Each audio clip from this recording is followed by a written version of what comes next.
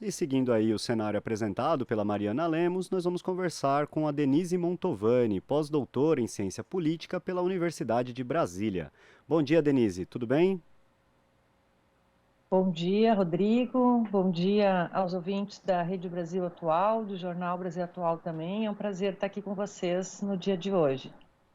Prazer é nosso, Denise. Nós temos visto uma estabilidade nos levantamentos aí com pequenas variações, né? A pesquisa Genial Quest mostra Lula com 45% das intenções de voto, Bolsonaro com 25%. Já na pesquisa Poder Data, também divulgada ontem, Lula tem 40%, Bolsonaro tem 30%. Essa diferença entre as pesquisas é significativa, professora? Como a senhora avalia o cenário atual? Bom, Rodrigo, eu te diria assim, começo com uma percepção que já vem sendo consolidada por todas as pesquisas que estão aparecendo nesse período, que há uma demonstração de interesse, de preferência de voto no candidato do PT ou da esquerda, o Lula, né? Acho que isso já vem se confirmando, isso indica, de fato, uma percepção de uma parte da sociedade bem relevante de que é necessário uma transformação em relação ao rumo na condução do governo, do poder, enfim, e na postura desse governo com o Bolsonaro. Por outro lado, eu acho, Rodrigo, que é importante a gente também perceber que o Bolsonaro, ele mantém uma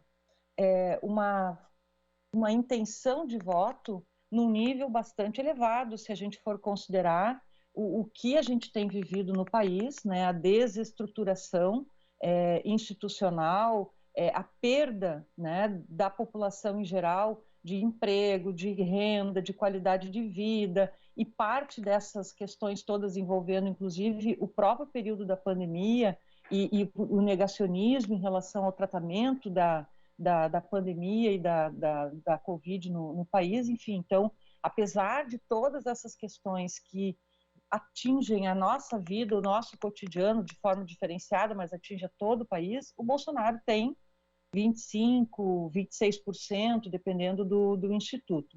Eu acho que esse é um dado importante para a gente considerar, sobretudo porque, aí já é um segundo ponto que eu queria levantar, que apesar dessa preferência e desse favoritismo do Lula, eu acho que é importante a gente se atentar para essa resiliência do Bolsonaro, porque, ao mesmo tempo, a gente está vendo nesta polarização, que é um segundo ponto que eu chamo a atenção, há de fato uma intenção na sociedade de uma discussão de dois projetos que estão ali visivelmente que são distintos, né? Então, acho que essa ideia, inclusive, de terceira via que se construiu num senso comum midiático, sobretudo, e não vai vingar, né? Não está vingando, enfim.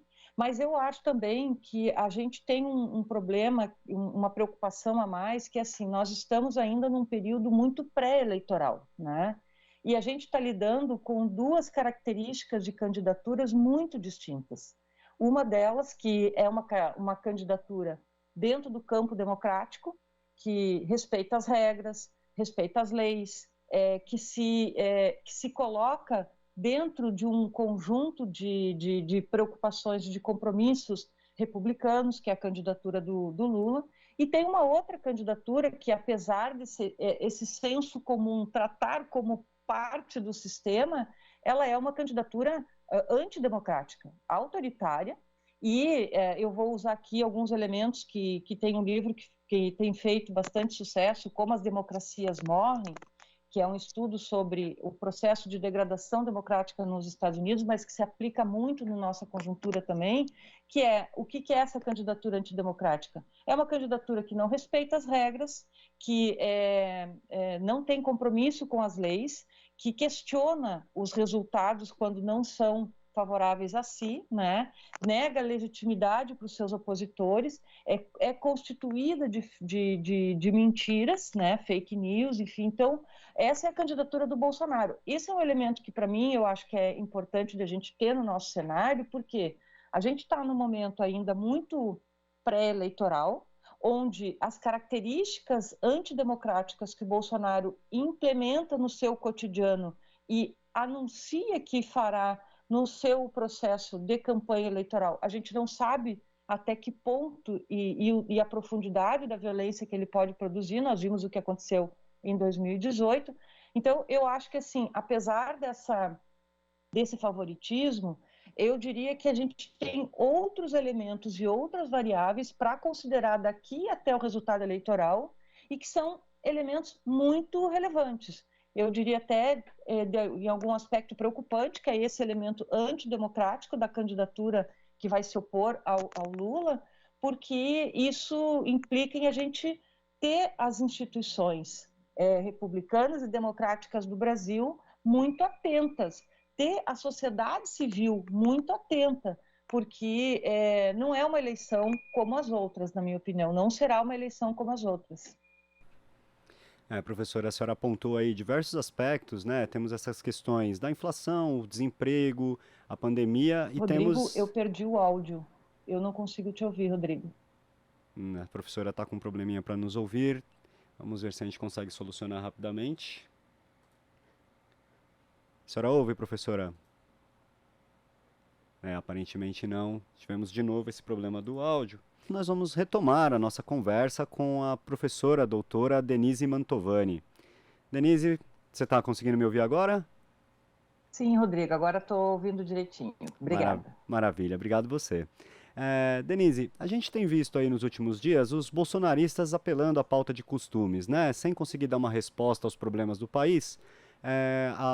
O grupo bolsonarista acaba promulgando nas redes sociais perseguições com a pauta de costumes, né? A última vítima aí foi o Danilo Gentili, que é um ex-aliado deles, por conta de um filme que realmente é um filme bastante ruim, mas que vinha sendo exaltado pela própria direita por ser politicamente incorreto. Por outro lado, o Lula vem novamente criticando o teto de gastos, falando que vai revogar a reforma trabalhista, buscando aí dialogar com as pessoas que mais perderam desde o golpe de 2016 que derrubou a presidenta Dilma. Essa deve ser a tônica aí da campanha? O bolsonarismo deve apelar para a pauta conservadora e o Lula deve continuar dialogando sobre a questão econômica? Pois é, Rodrigo, eu acho que essas questões estão colocadas. Até foi bom que eu estava acompanhando também a matéria anterior sobre os ataques às comunidades indígenas, né? E eu acho que esses elementos todos eles estão colocados. Acho que a pauta conservadora ela é um eixo importante, sim.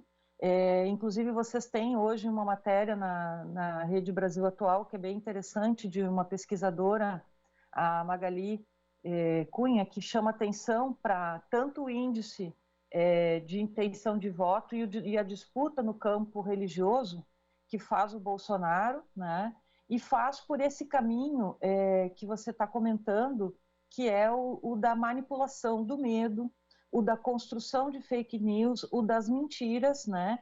E eu acho que é um assunto importante e acho que, sim, o Lula tem e vem continuando e deve continuar a chamar atenção para a destruição econômica do tecido social, que nós hoje vivemos num país completamente devastado, desestruturado. Eu acho que o Lula deve chamar a atenção disso.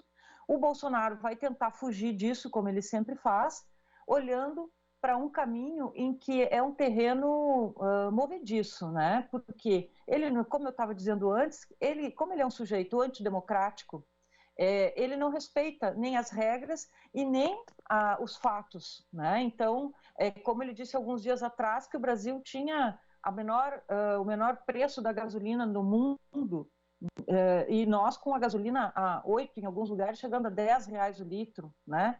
Então, assim, é uma pessoa que falseia a verdade. Acho que ele vai trabalhar muito isso em relação aos costumes e que isso, para nós mulheres, é nefasto, né? Porque ele vai construir uma lógica de manipulação, de preconceito contra as mulheres, de preconceito contra a população LGBTQIA+, né? Contra a lésbica, contra os bissexuais, contra transexuais. Ele é misógino, ele tem uma postura homofóbica. Então, esse discurso religioso aliado a esta ideia preconceituosa de criminalização das diferenças é muito preocupante, é ruim que isso se estabeleça num debate eleitoral.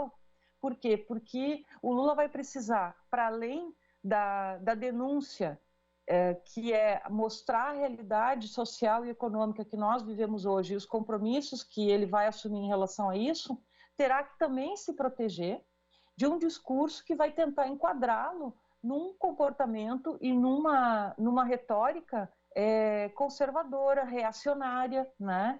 Que é um pouco a lógica que ele institui ao fazer um discurso homofóbico, misógino, né? Fazendo de conta que está defendendo a família tradicional, por exemplo, de incitação e naturalização de violência, de não lidar com o tema da violência doméstica, com o tema da violência racial, né? A violência policial, o incentivo miliciano que ele faz. Então, tudo isso aí fica escondido num debate conservador, de bons costumes, de família tradicional, que na verdade é a afirmação de uma família e de um cotidiano de violência sobre a população pobre, a população que está desempregada e que não pode falar sobre isso, né?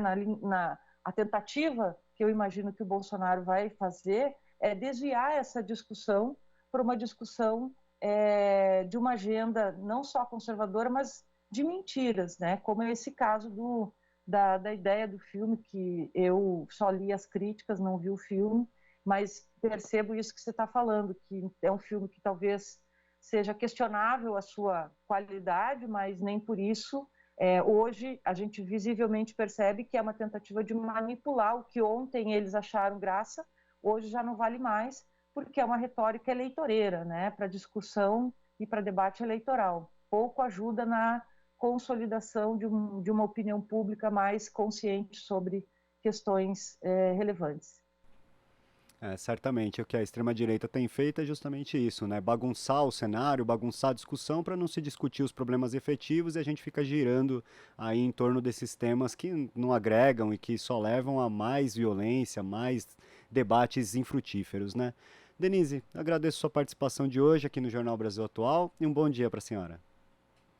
Obrigada, Rodrigo. Obrigada também a vocês, aos ouvintes e ouvintes da Rádio Jornal Brasil Atual. Ficamos aqui até a próxima e sempre atentos aqui ao noticiário. Parabéns a vocês também pela cobertura que tem feito no cotidiano, que a gente precisa de veículos como a Rede Brasil Atual, nos mostrando o que os hegemônicos não nos mostram. Um abraço. Obrigado, Denise. Um abraço.